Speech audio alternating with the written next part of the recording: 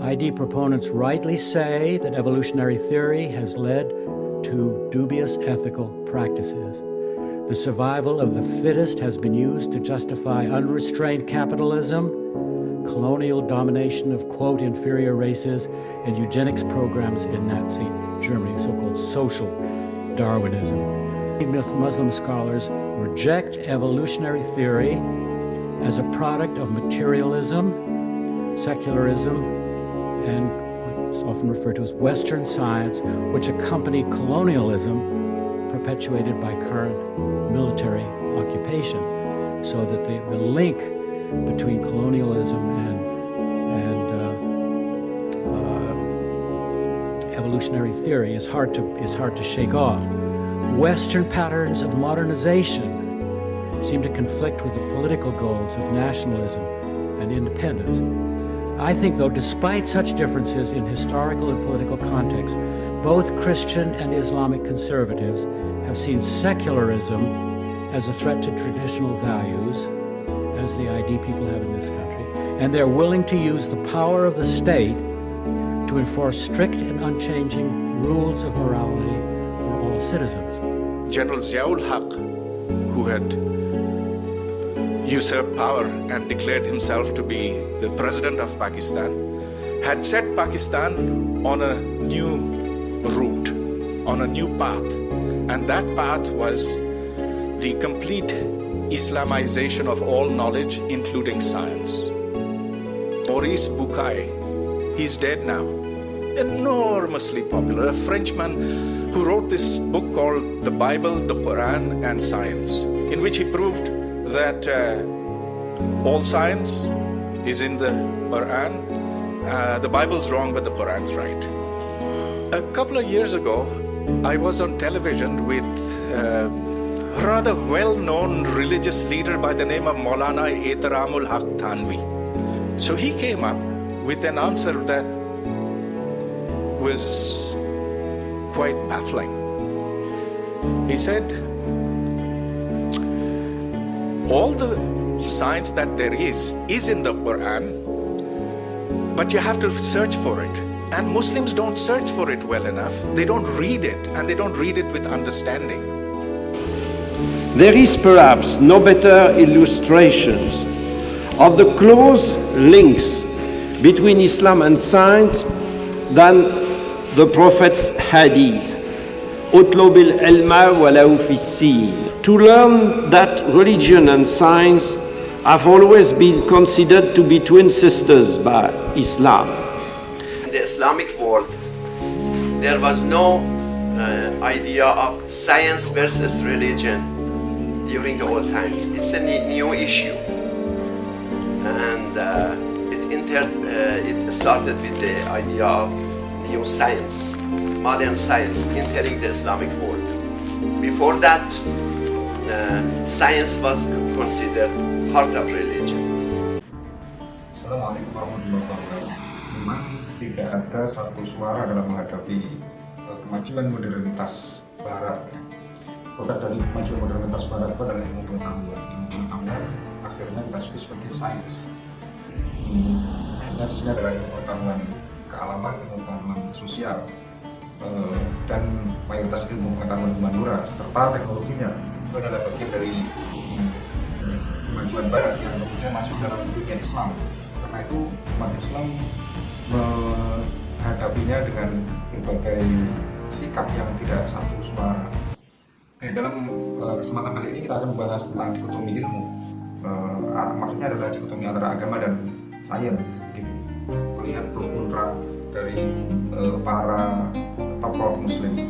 Dan saya kasih judul adalah dengan melacak akar dikotomi, memahami pro kontra agama menghadapi sains. Sebelumnya saya ingin mengatakan bahwa dulu ada cerita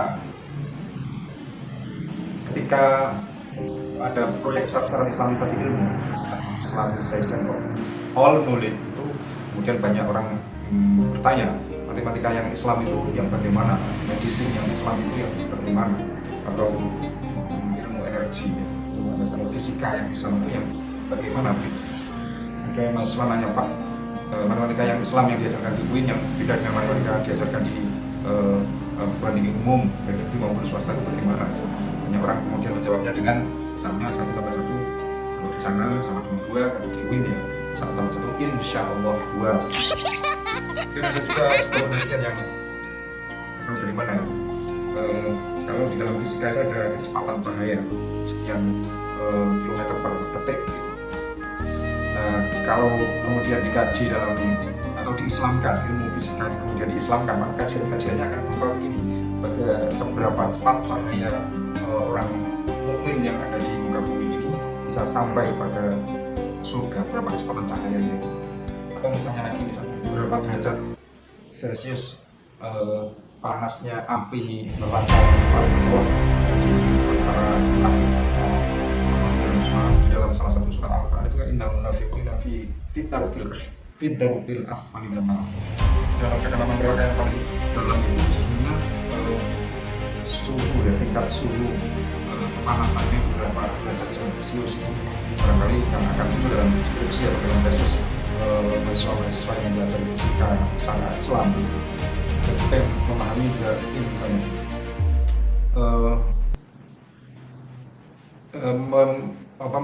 menyelesaikan problem miskinnya energi, tidak kelangkaan energi di Indonesia ini bagaimana caranya supaya bisa dibantu oleh Islam atau energi yang diislamkan begitu. Jadi caranya adalah jin-jin itu yang berseliweran yang lalu-lalang dikacau saja, kemudian energinya mengeluarkan untuk membantu problem energi di Indonesia ini. Saya pikir adalah proyek besar.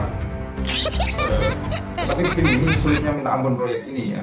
Jadi kalau ditanyakan begitu, bagaimana bedanya dokter muslim sama non muslim ketika menanggapi atau ketika menghadapi pasien yang sudah sangat kritis, maka hampir tidak ada bedanya antara ilmu medis yang barat itu dengan ilmu medis meskipun sudah diislamkan, karena sikap dokter pasien yang sudah kritis akan dihadapkan pada sikap dilematis yang sama dan jawabannya pun akan sama.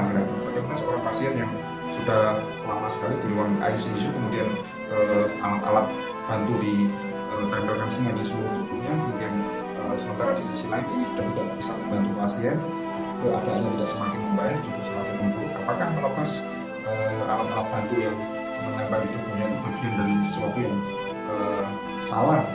salah atau tidak etis begitu? Ini jawaban dokter yang belajar ilmu medis pada umumnya dan medis yang sudah diislamkan nanti kira-kira akan sama begitu jawaban. Inilah sulitnya mengislamisasi ini. Jadi dulu juga ada ketika seorang Galileo itu menyetuskan sebuah teori bahwa Kopernikus yang kemudian diikuti oleh Galileo bahwa bumi ini adalah berputar, revolusi terhadap matahari begitu, dan matahari adalah pusat begitu. Maka kemudian untuk menguatkan pendapatnya ini sesungguhnya di dalam Bible itu ada peristiwa di mana Joshua itu bisa menghentikan gerak matahari supaya untuk menyinari hari yang dimana hari-hari di barat itu mataharinya jarang terlihat dan terlarang begitu. Maka menafsirkan Bible itu harus berterima kasih kepada teori Kopernikus dan teori Galileo. Oke. Di barat itu terkenal dengan pandangan Ian Babong tentang relasi agama dan sains. Yang pertama adalah konflik atau asyurah, yang kedua adalah independen atau istiqlal, yang ketiga adalah dialog atau teori dan hanya dan Indonesia atau akal. Jadi istilah yang sering disampaikan oleh tokoh-tokoh Indonesia misalnya dengan istilah akal ulung bastiwa jumaat. Bagaimana dengan konflik? Pertama mewakili konflik adalah ungkapannya Sigmund Freud tentang bahwa religious illusion must hold to something so. Jadi ilusi agama itu harus taat atau harus berada dalam ukuran dalam sains adalah total error. Jadi agama itu sebuah ilusi yang karena teror atau benar dan membuat sains not illusion. Sains saja yang bukan sebuah ilusi. Yang kedua adalah independen. Ungkapan yang mewakili adalah ungkapannya Jack Horner. Comparing science and religion is not like comparing apple and orange. Jadi membandingkan agama dan sains tidak seperti membandingkan apel dan jeruk. It's more like apple and mesin. Ini lebih seperti membandingkan apel dan mesin jahit, jadi tidak bisa dibandingkan. Kemudian yang ketiga adalah dialog. Ini adalah dialog. Ungkapan yang mewakili adalah ungkapannya Albert Einstein.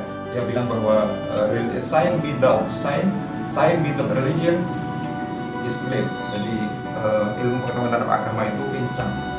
Sebaliknya religion without science is blind. Agama tanpa ilmu pengetahuan adalah buta. Jadi kalau science itu memberikan informasi yang bisa mendukung keyakinan teologis, keyakinan seseorang akan agamanya, tetapi kemudian agama itu memberikan bentuk sains yang produk sains yang dihasilkan, bentuk-bentuknya, kerangka-kerangkanya itu akan diberikan oleh religion. Dan yang terakhir adalah bentuk integration atau paham ungkapan yang telah mewakili kira-kira dengan research general.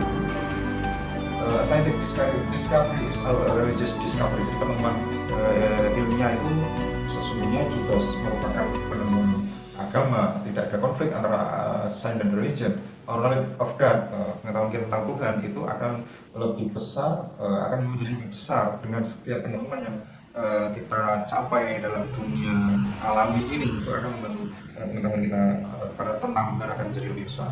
Ini hanya yang terkenal. Ya, nanti kita akan berbicara lebih lanjut mendengarkan penelitian para tokoh yang sudah dihasilkan akhir penelitian. Saya ingin memberikan banyak hal tentang bagaimana dikotomi dan itu muncul dalam rahim dunia Islam dan bagaimana sikap orang Islam terhadap sains barat. Kira-kira kalau agama menghadapi sains yang di awal di akhir abad modernitas sampai sekarang ini ya, kira-kira bentuknya panahnya akan seperti ini. Tapi bagaimana seperti itu? Kita akan memulai dari sejarah Kristen. Ada orang seorang santo muslim ya, dia itu di tahun-tahun itu dia punya 4 doktrin sebenarnya. Pertama yang Unity of God. Jadi kesatuan kebenaran itu hanya ada satu saja. Tidak bisa sana benar sini benar, ada satu saja. Di dalamnya bisa berupa pengetahuan apa saja tentang agama, tentang sains, tapi tetap satu. Yang kedua ada doktrin tubuh. Itu artinya kebenarannya dibilang menjadi dua ya, satu berdua sebagiannya ada di Bible, sebagainya ada di alam ini. Kalau dalam istilah Al-Quran ada dalam istilah Islam ada istilah ayat tauliah dan ayat kauniyah. Yang ketiga adalah doktrin eksegesis. Jadi menafsirkan Bible itu harus dengan cara yang cukup profesional supaya tidak bertentangan dengan penemuan-penemuan sains. Ketika ada eksegesis, jadi meskipun ada banyak cara mencapai kebenaran, tapi yang mempunyai otoritas tertinggi itu adalah sains. Di bawah. Di abad 17 ada orang Copernicus tahun 1543 yang 1543 ya, saat dia menulis buku The Revolutiones Oppium Caelestium, jadi menentang sistem Ptolemaic Aristotelian. Jadi dulu itu ini sebagai pusat tata surya, dengan ini maka sesungguhnya pusat tata surya ada di matahari sementara bumi mengitari matahari. Kemudian pada tahun 1913 Galileo mengatakan bahwa scripture had to be interpreted in the light of scientific knowledge. Jadi pengetahuan atau Bible atau teks agama itu harus diinterpretasikan dalam kacamata dalam penemuan ilmiah yang saintifik, ya, penemuan ilmu pengetahuan yang saintifik. Jadi maksudnya ya teks itu harus mengikuti penemuan ilmu pengetahuan. Yang ketiga pada tahun 1932 Galileo menemukan dialog onto shift system. Jadi harus ada dialog antara dua sistem informasi pengetahuan. Yang terakhir pada Juni 1633 dan dihukum mati atas dalih yang sangat kuat ya, cukup juga yang sangat kuat akan bid'ah atau murtad dalam Islam.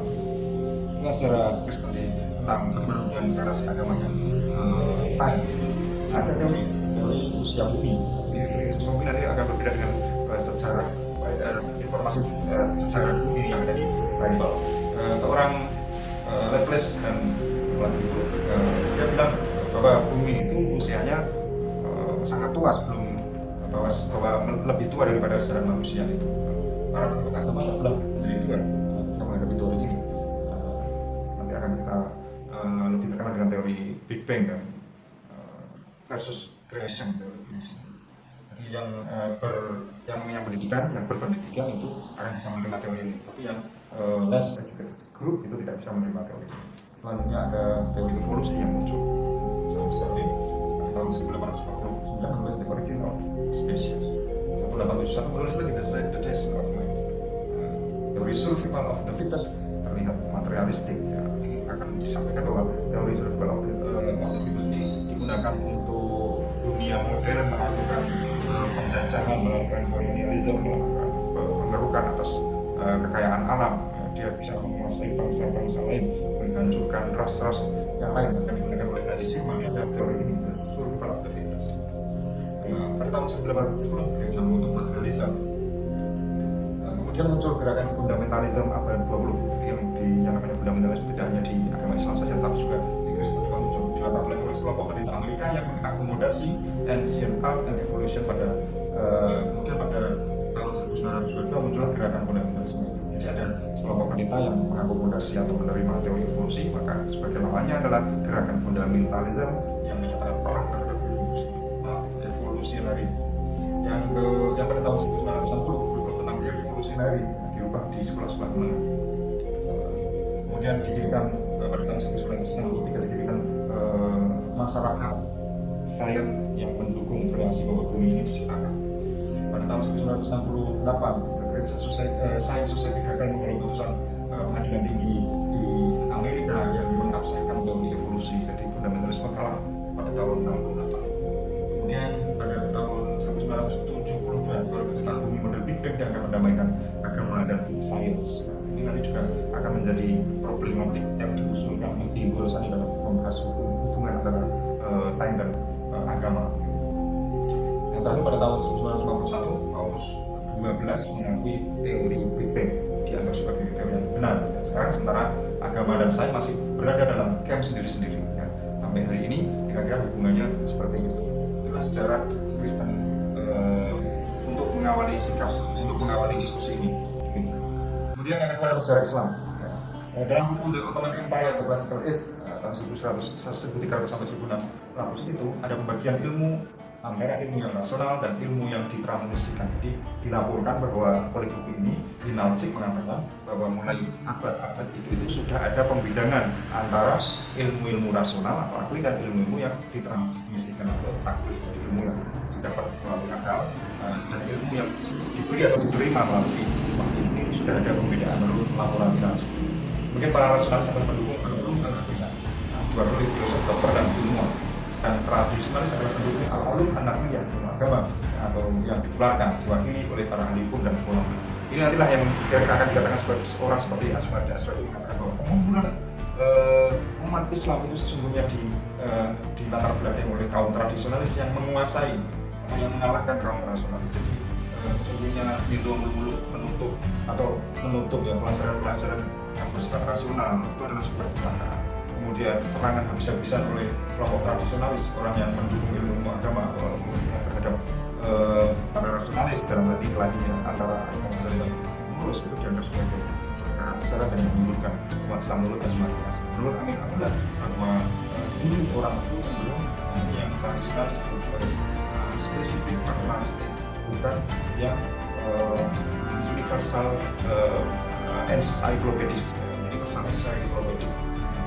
Yang luas, yang menyatukan, semakin spesifik, tidak ada dialog, tidak ada integrasi, maka itu akan semakin berubah dan akan menjadikan kemunduran umat Islam. Hancurnya Istanbul Observatory yang sebagai simbol kemenangan sains atas simbol kemenangan agama atas sains. Muncul stigma juga bahwa agama menang di timur dan sains menang di barat.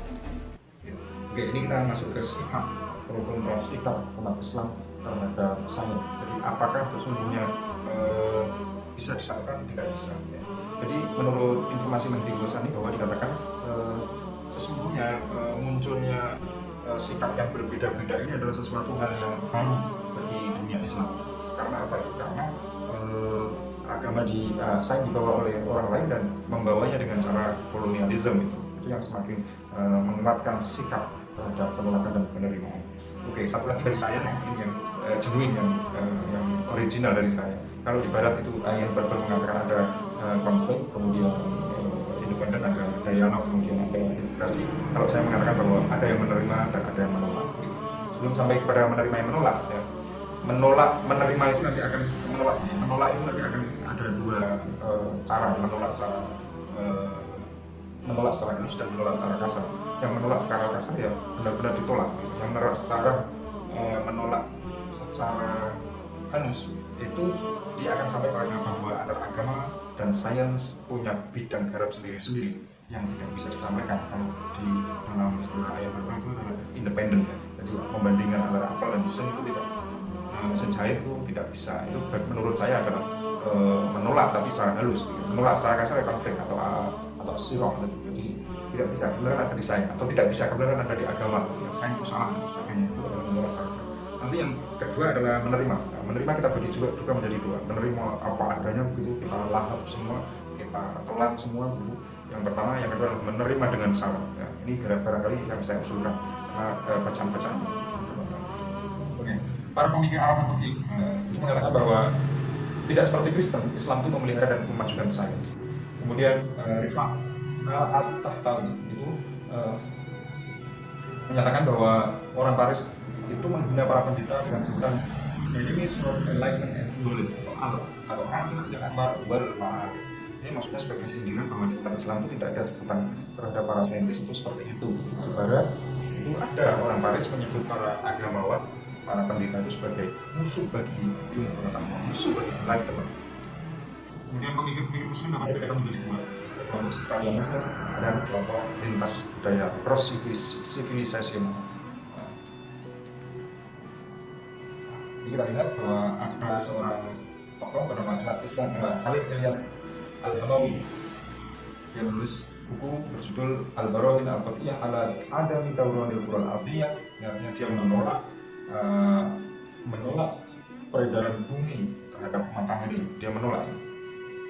Itu artinya kalau di Barat ya menolak teori Galileo, menolak teori Copernicus begitu.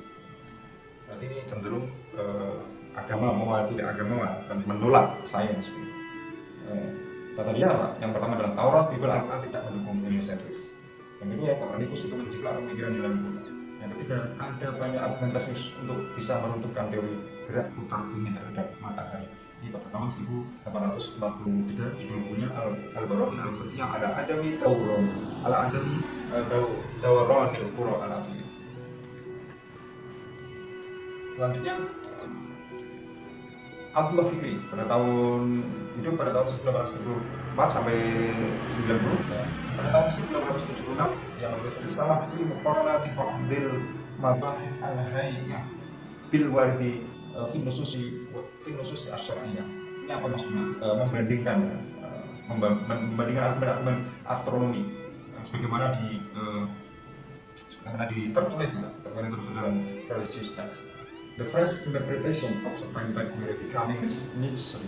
Jadi interpretasi atau penafsiran ulang terhadap teks keagamaan yang mengatakan bahwa matahari mengitari bumi sebagai pusat jagat raya ini, itu harus direinterpretasi to remain relevant supaya memelihara agama itu tetap relevan terhadap bukti-bukti saintifik yang tidak bisa dilakukan lagi dalam astronomi baru. Jadi ini mendukung saya. Salah. Kemudian selanjutnya ini seorang tokoh Rawis Qutbi, orang Pakistan. Dia melaporkan bahwa orang-orang Islam yang taat telah membuat perubahan yang tidak jelas terhadap status sains di negara-negara Sunni. Jadi dia mendukung sains, bukan mendukung agama. Banyak ungkapan-ungkapan yang bisa didukung. Nanti di akhir kita akan mengikuti kuliah beliau. Mengaitkan semua fakta sains kepada Allah, mencairkan konsep sebab akibat dengan kehendak Allah, menulis ulang buku-buku sains dengan nuansa agama dan menghilangkan nama-nama fisikawan Muslim. Ini bagi dia adalah sesuatu yang ironis. Yang kedua adalah teori evolusi Nabi dilarang di Pakistan yang melaporkan. Kemudian Sudan, Arab Saudi, tapi tidak dilarang di Indonesia, di Mesir, Turki, Irak, Syria, dan Iran. Ada seorang Tandra Farkan sudah menulis di jurnal ilmiah. Yang pertama adalah dia mengatakan bahwa kemajuan ilmu berkaitan kepada sejauh mana masyarakat terbuka terhadap penerapan dikotomi klasik Harapoko. Kita sudah pernah sampaikan bahwa ilmu yang bisa diterima itu harus positivistik dan logis, gitu. Harus objeknya harus positif, harus bersifat indrawi, dan pernyataan-pernyataan yang digunakan untuk menyampaikan, untuk menyimpulkan itu harus bersifat logis, begitu. Kalau tidak ya dia tidak bermakna atau tidaknya itu ditentukan oleh verifikasi. Maka bermakna itu artinya ilmiah, tidak bermakna itu artinya tidak ilmiah. Bermakna itu artinya sains, tidak bermakna itu artinya yang lain-lain selain sains. Sains adalah masalah transparansi, peer review, teori, hipotesis, dan bukti yang dapat diuji dulu. Kita pernah sudah sampaikan. pluralisme adalah inti dari masyarakat terbuka yang kritis terhadap diri sendiri. Jadi ini mendukung teori yang kedua dari menerima harus plural. Sains itu datang dan harus kita terima. Kemudian bukan kecelakaan bahwa puncak sains Islam dicapai di Spanyol yang tidak dikuasai oleh Islam ortodoks dan memenuhi kriteria sebuah masyarakat terbuka di abad pertengahan. Jadi semakin terbuka, semakin maju. Terbuka terhadap sains, maka dia maju. Ya, masih sains bisa berkembang hanya dalam demokrasi sekuler yang tidak diiringi oleh doktrin Islam tentang persatuan agama dan negara. Din wa daulah kalau masih mencengkram dalam paham keagamaan, maka dipastikan bahwa sains tidak bisa berkembang. Untuk mempromosikan sains di negara-negara Muslim, masyarakat Islam harus menerima kemodernan. Ada seorang fisikawan Turki, Taner Edis, yang dipuji-puji oleh Chandra Farkar ini, yang menulis buku jilid berbunyi dan berjudul An Illusion of Harmony, Science and Religion in Islam. Tidak mungkin kalau bisa didamaikan sains dan Islam dalam dunia Islam. Itu adalah ilusi saja. Ini menurut Chandra Farkar sebagai informasi yang seimbang. Dalam presentasi saya ini, saya akan membahas dua hal sebenarnya. Kapan penolakan umat Islam itu muncul, atau kapan penerimaan umat Islam terhadap sains itu muncul, atau kapan mereka risau terhadap kedatangan sains ini mulai muncul. Oke, saya akan membahasnya dari 3 sumber yang kita dapatkan. Ya. Pemeriksaan sumber-sumber Islam modern awal menjelaskan bahwa lebih banyak tentang korespondensi antara divisi ilmu nasional dan ilmu ditransisikan dan popularitas ilmu dan agama. Dan polaritas ilmu dan agama. Jadi di dalam sumber-sumber keislaman awal modernitas di dunia Islam itu lebih banyak membahas tentang pembagian atau pembidangan antara ilmu agama dan ilmu yang diwahyukan gitu. Dan nanti di akhir-akhirnya akan muncul polaritas itu dikotomi antara ilmu dan agama. Kemudian ada 3 sumber utama. Yang pertama nanti akan kita Miftah Sa'adah wa Misbah Istiadah fi Mawdu'atil Ulum. Ada 16 yang ditulis pada abad 16, kemudian yang kedua adalah Asfudulun An-Nasam wal Kutubi wal Funun ditulis pada abad 17, yang terakhir adalah Kasyaf Istilah Abdul Funun wal Ulum ditulis pada abad 18. Yang pertama, kitab ini ditulis oleh Ahmad bin Mustafa Tos'ub-Rizada. Ya, jadi judulnya Miftah Sa'adah wa Misbah Istiadah fi Mawdu'atil Ulum. Yang bagi ilmu-ilmu itu dari cara mendapatkannya itu dibagi menjadi 2. Yang pertama adalah cara rasional, yaitu teori motor, dengan cara refleksi rasionalitas umat manusia ini, dan yang kedua adalah tasfiyah, the way of purification, dengan cara mempurifikasi atau mensucikan diri untuk mempraktekkan ilmu pengetahuan. Membedakan 2 cara ini tidak bermaksud untuk mendikotomikan ilmu dan agama, tidak, karena agama banyak juga dibahas atau didapatkan dengan cara refleksi. Yang pertama itu teori dipraktekkan nanti itu banyak juga ilmu di tempat lain yang tidak agama begitu, tapi dibahas dibedakan dengan cara mendapatkannya, itu dibedakan menjadi ilmu yang berada dalam teori atas via ini. Ini tidak ada divisi of science and religion, tidak pula ada polarity of the rational versus transmitted. Jadi belum ada penjelasan. Kemudian pembidangan muncul di sini ada ilmu tekstual, ilmu verbal, ilmu mental, ilmu material, ilmu filsafat praktis, dan dengan ilmu agama. Ilmu agamanya yang dimaksud adalah ilmu tasawuf. Tadi disampaikan teori tasfiyahnya itu di ilmu agama yang paling besar. Ilmu tekstual membahas ajaran-ajaran agama juga kan di tekstual. Jadi ini tidak ada pembedaan agama dan sains, belum ada, tapi perbedaannya seperti ini modelnya, apalagi polaritas atau dikotomi jelas belum muncul. Kitab yang kedua ditulis oleh Mustafa bin Abdul Jalali, berjudul Kasyful An-Nasam wal Kutubi wal Funun. Kitab yang pertama belum bisa kita download ya, jadi e-booknya belum tepat, tapi kalau yang kitab kedua ini insya Allah saya punya e-booknya. Pendekatannya dapat dilihat sebagai upaya untuk merundingkan legitimasi ilmu agama dalam ruang otoritatif yang baru muncul berupa pengetahuan rasional. Dia menyampaikan bahwa ini agama harus dinegosiasikan supaya bisa setara dengan ilmu yang otoritatif yang baru saja muncul, yaitu ilmu pengetahuan rasional. Ada pembedakan al-ulum al-hikmiyah, al-ulum al-hikmiyah itu natural sciences, dan al-ulum an-naqliyah al-wad'iyah atau conventional sciences. Ini mulai ada pembedakan antara natural sciences dan ilmu agama. Dikotomi natural sciences dan conventional sciences ini dapat dilihat, ini dapat dilihat sebagai bentuk awal dari pembedaan antara sains dan religion, antara agama dan ilmu pengetahuan. Ini kitab yang ketiga, Kasyaf Istilah Adil Funun, karangan Muhammad Ali At-Tahanawi. Ini juga bisa kita download e-booknya. Kemudian dia menyampaikan bahwa ilmu rasional mengambil ruang lingkup dan definisi baru sebagai al-ulum al-haqiqiyah. Jadi secara harfiah true atau real science. Jadi yang real yang mana? Yang al-ulum al-haqiqiyah itu yang didefinisikan sebagai ilmu yang tidak berubah oleh perubahan sekte dan agama, agamanya apa, mau sektenya apa, ini sudah haqiqiyah, the real atau the true science. Kemudian istilah haqiqiyah mengutip Al-Juzani. Kemudian istilah yang digunakan At-Tahanawi dalam mengeksperimentasi di mana ilmu rasional bertentangan dengan ilmu agama. Nah, maka ini kitabnya ya, mendeskripsikan ilmu rasional yang diserang terus oleh otoritas agama sebagai benar dan nyata dalam kitab ini. Untuk memberikan legitimasi dan kekebalan baru yang bisa menandingi ilmu agama. Nah, ini tidak otomatis berarti bahwa ilmu agama menjadi tidak benar atau kurang benar, tetapi pembedaan baru atas dasar relativitas dan universalitas ilmu tampaknya menjadi perlu dalam buku ini. Artinya dimunculkan istilah relativitas, universalitas, mana yang relatif, mana yang universal, yang al-haqiqiyah. Ini apa?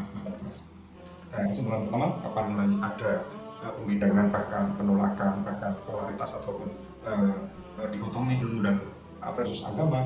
Keduanya menyajikan kesimpulannya di sini. Keduanya menyajikan konsistensi pemahaman tentang konsep ilmu yang tetap stabil di ambang batas awal periode modern. Ia juga menunjukkan bahwa kesadaran akan perpecahan dan konflik intrinsik antara sains dan agama tidak muncul sampai awal dekade abad ke-19. Jadi konfliknya itu belum muncul gitu. Tapi pembidangan sudah mulai ada, kemudian dikotominya sudah mulai muncul gitu. Pada pertengahan abad ke-18, kebutuhan untuk membedakan kategori untuk jenis universal yang terlepas dari waktu sesungguhnya mulai muncul. Jadi pembidangan, kemudian pembedaan kategori yang tadi itu yang universal yang namanya universal itu tadi sudah mulai muncul. Kemudian yang kedua, dalam presentasi ini saya juga akan menyampaikan alasan penolakan dan juga alasan penolakan. Pertama adalah alasan penolakan. Islam adalah way of life. Yaitu yang lain yang tidak way of life ya kita menolak. Sementara sains merupakan program yang sudah berada dalam krisis. Seperti dikatakan sendiri oleh Hegel, Heidegger, dan Feyerabend. Orang Barat mengatakan bahwa sains hasil Barat itu juga krisis. Sangat awal Islam itu suci, sementara sains tidak netral. Diproduksi oleh beliau. Karena itu penolakan berubah menjadi penerimaan dengan syarat. Kita sampaikan bahwa menerima dengan syarat untuk ada islamisasi murid itu ya sesungguhnya adalah penolakan. Bisa dikatakan sebagai penerimaan yang bersyarat gitu, atau juga penolakan tapi dalam konteks yang lebih halus. Dan yang benar harus khas Islam dan harus ada islamisasi gitu. Tokoh-tokohnya misalnya Syekh Nasr, termasuk Usman Bakar, Abu Abbas, Maurice Bucaille, kita akan bisa mendengarkan beliau. Kemudian Ismail Raja Al-Faruqi, Ziauddin Sadar, dan juga Ziauddin Sadar kita akan sampaikan pada pertemuan berikutnya. Kemudian alasan penerimaan, Al-Quran bukan buku sains. Sains membahas bidang garapnya sendiri yang tidak digarap oleh Al-Quran konteks tersebut. Sains punya metodologinya sendiri.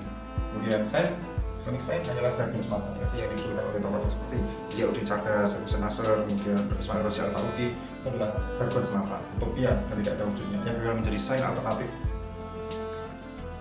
Alasan penerimaan yang kedua yaitu bahwa pandangan cross civilization. Nah, kita sampaikan tadi ada yang pandangan sekalian, ada pandangan lintas budaya. Ini pandangan lintas budaya yang menerima. Jadi yaitu bahwa Islam punya kontribusi terhadap sains modern, kemajuan ilmu dan teknologi adalah warisan bersama manusia. Hanya saja dunia barat gagal menikmatinya karena penjajahan. Kita ini sebenarnya gagal menikmati kemajuan sains dan teknologi karena akibat penjajahan. Padahal sebenarnya sains dan teknologi adalah warisan bersama, warisan milik kita juga. Orang dulu umat Islam juga membuat sebagian besar orang yang jadi umat Islam hari ini tidak ditemukan pada periode klasik. Ini alasannya. Jadi kalau ada problematika, kita tidak bisa mendapatkan solusi untuk pertanyaan modern hari ini, tidak bisa mendapatkan solusi pasti karena tantangannya yang beda. Kita membutuhkan inklusif Islamic Science, tidak membutuhkan ilmu Islam yang inklusif, bukan Science Islamic Civilization, tapi ilmu pengetahuan dalam peradaban Islam, bukan ilmu Islam yang eksklusif, tetapi ilmu pengetahuan yang ada dalam peradaban Islam yang selalu inklusif dan lintas budaya. Nah, ini kesimpulan yang terakhir bahwa penolakan sebenarnya hanya respon para pemikir Muslim terhadap kolonialisme Arab. Jadi munculnya penolakan, munculnya diskusi, munculnya kerisauan terhadap ilmu pengetahuan Barat itu karena adanya kolonialisme Arab, respon Muslim terhadap kolonialisme Arab. Munculnya ketertarikan terhadap Islamic Science pada abad 20 sesungguhnya akibat dari kebangkitan Islam dan juga pencapaian sebagian pencapaian Islam sebagai kekuatan internasional. Upaya menerima sains modern yang kemudian diislamkan, di penerimaan tapi dan bersyarat Islamisasi of science atau of knowledge itu sebenarnya mempunyai tujuan ganda. Yang pertama adalah untuk membela Islam dari serangan kencar orientalisme dan di dunia Arab khususnya untuk mempertahankannya dan pemikir Kristen Arab yang sekuler dan keberatan yang mengimbau sains modern sebagai dasar penolakan mereka terhadap pandangan dunia tradisional, religius, fundamental dan sebagainya.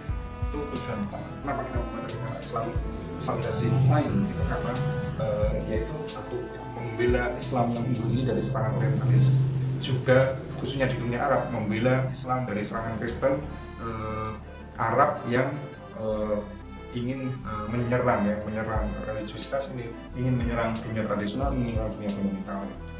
Yang kedua adalah untuk membebaskan Islam tentunya ya dari cengkraman pendirian agama yang atas nama menjaga syariat dan warisan tradisional menolak istiadat dan mempertahankan sikap negatif terhadap peradaban modern. Jadi ada dua tujuan kita menerima tapi dengan syarat berupa Islamisasi of knowledge. Terima kasih. Saya dulu. Yang pertama kita akan berhubung dengan kuliah Iron Bubble. ID proponents rightly say that evolutionary theory has led to dubious ethical practices. The survival of the fittest has been used to justify unrestrained capitalism, colonial domination of, quote, inferior races, and eugenics programs in Nazi Germany, so-called social Darwinism.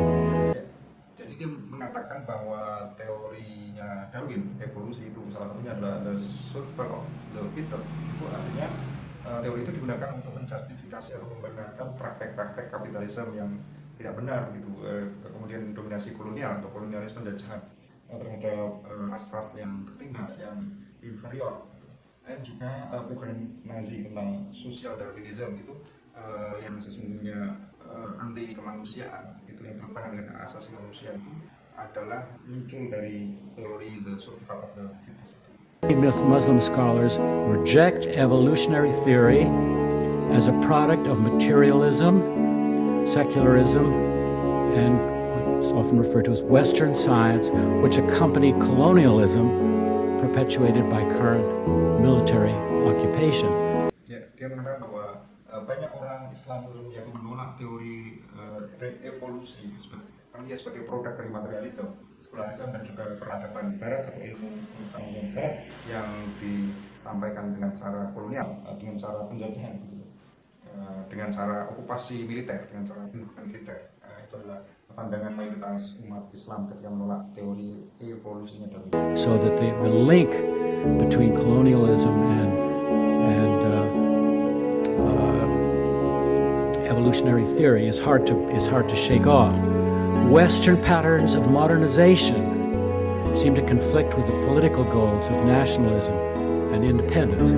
Materi Barat tentang kolonialisme, modernisasi yang dilakukan oleh Barat itu sebenarnya bertentangan dengan independensi lokal atau dengan nasionalisme, cinta kepada tanah air sendiri itu sesungguhnya bertentangan ya. Jadi antara modernisasi yang datang dari Barat dengan cinta terhadap tanah air itu kita sendiri itu sehingga bertentangan. I think, though, despite such differences in historical and political context, both Christian and Islamic conservatives have seen secularism as a threat to traditional values, as the ID people have in this country, and they're willing to use the power of the state to enforce strict and unchanging rules of morality for all citizens. Ya, dia mengatakan bahwa baik Kristen maupun Islam, meskipun perbedaan sejarah, latar belakang sejarah dan juga konteks politik, sesungguhnya keduanya menolak sekularisme. Keduanya memandang sekularisme sebagai tantangan bagi nilai-nilai tradisional, di mana sekularisme itu memaksakan kehendaknya dengan menggunakan kekuatan negara untuk menghilangkan nilai-nilai tradisional leluhur dan juga mengubah etika, mengubah aturan moralitas bagi setiap warga negara.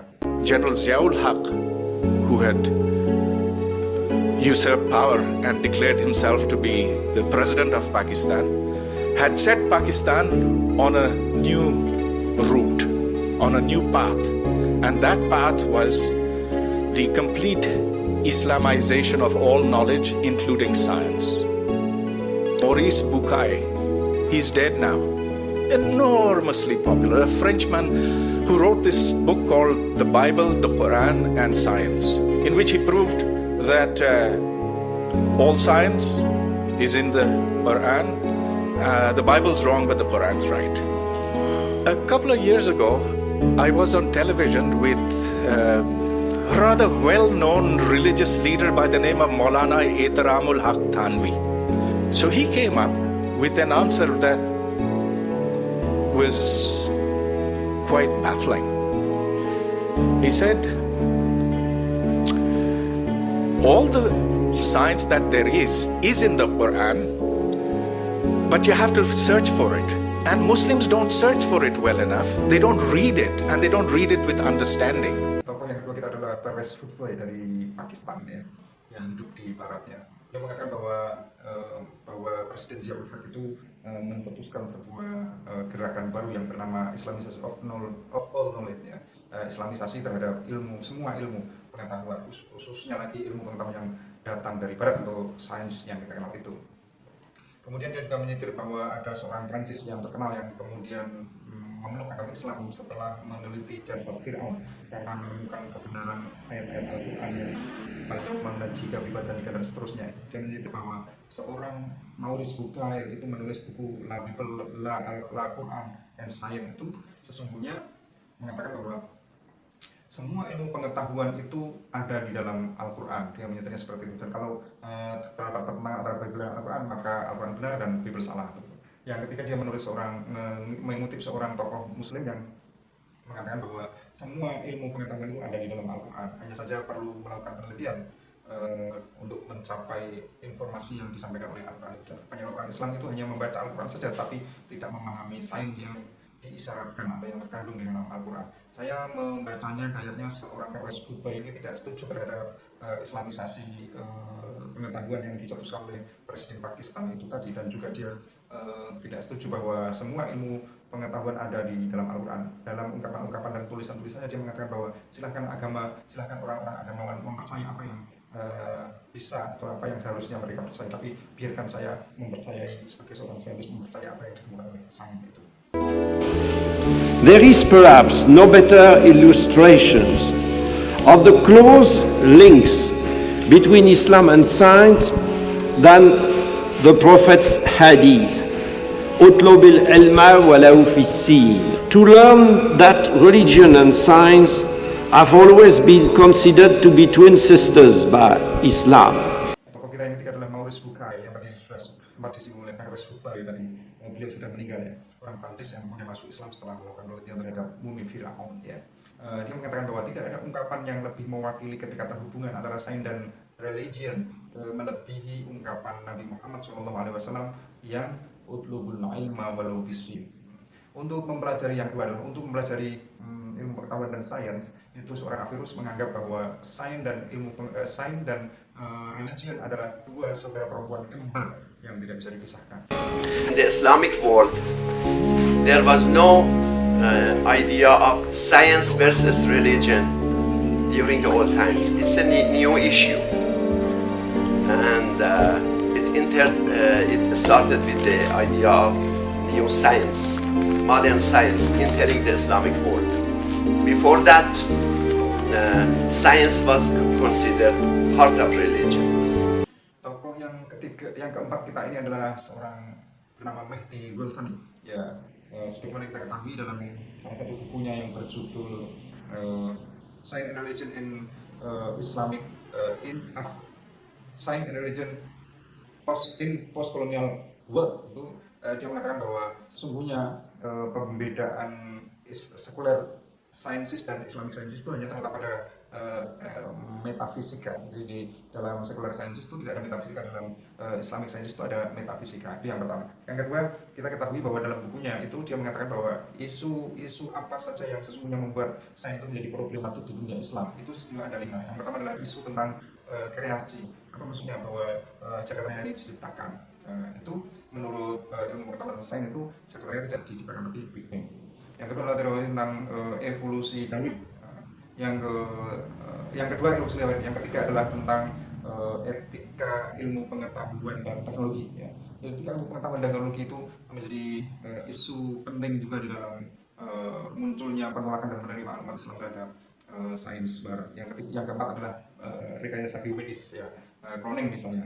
Yang kelima adalah isu Islamic science itu sendiri, Islamisasi sains atau religious science itu sendiri juga menjadi isu sehingga muncul penerimaan dan penolakan dalam tubuh umat Islam sendiri. Oke, dalam keselamatan ini dia mengatakan bahwa tidak ada ide tentang science versus religions, agama versus ilmu pengetahuan itu tidak ada. Itu merupakan sesuatu yang baru yang muncul yang dimasukkan oleh dunia modern terhadap kepada dunia Islam. Dulunya sains itu adalah bagian dari agama. Oke, kita lanjutkan pada diskusi selanjutnya. Semoga bermanfaat.